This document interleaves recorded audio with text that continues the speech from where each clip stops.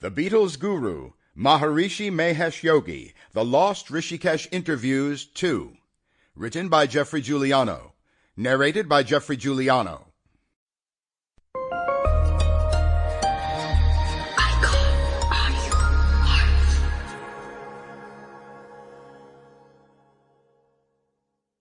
George Harrison and John Lennon. You know, you just sort of sit there and you let your mind go, whatever it's going, doesn't matter what you're thinking about, just let it go. And then you just introduce the mantra or the vibration, just to take over from the thought. You don't will it or use your willpower. If you find yourself thinking, then at the moment you realize you've been thinking about things again, then you replace that thought with the mantra again. Sometimes you can go on and you find that you haven't even had the mantra in your mind. It's just been complete blank. But when you reach that point, because it's beyond all experience, then it's down there in that level is timeless, spaceless, so you can be there for 5 minutes and come out. You don't actually know how long you've been there.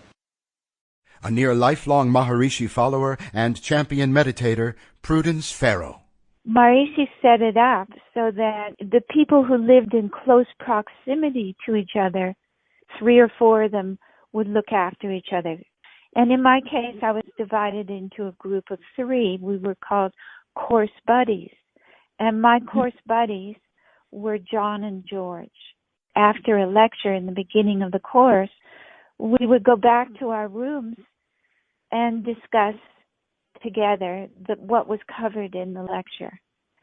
But of course, we would get into, other subjects of importance to us. What I found when we would have our talks is that John was more of an observer of what George and I would heatedly and passionately discuss.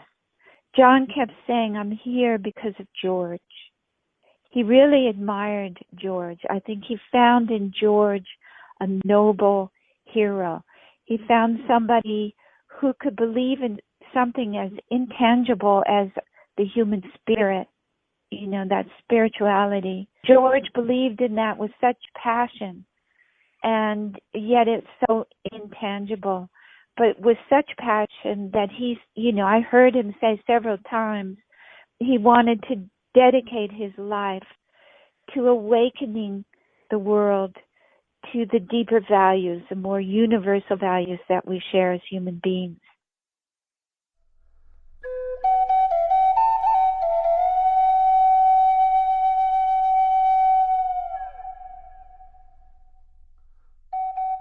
Mahesh Prasad Varma, the son of a school teacher, was born in Jabalpur, India in 1918 and graduated from Allahabad University with a physics degree in 1942. He soon abandoned his worldly aspirations, however, spending the next 13 years living as an ascetic, uncovering the delicate mysteries of meditation or yoga. During that time, he took initiation from his spiritual master, or Guru Dev, and was given the name Maharishi Mahesh Yogi.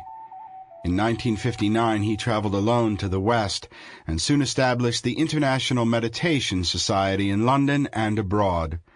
In the late summer of 1967, the Beatles attended one of Maharishi's lectures at the Hilton Hotel near Hyde Park. Afterwards, Maharishi met the group and invited them to go along to Bangor with him the next day. Accompanying them on the mystical special, as the Daily Mirror called it, were Mick Jagger, Marianne Faithfull, and Patty Harrison's younger sister, Jenny Boyd. Everyone was excited about the prospect of finally hooking up with an apparently genuine spiritual master. The next day, the Beatles were formally initiated and thus made plans to attend a 3-month teacher's training course at Maharishi's International Academy of Transcendental Meditation in the holy town of Rishikesh, India, in the foothills of the Himalayas.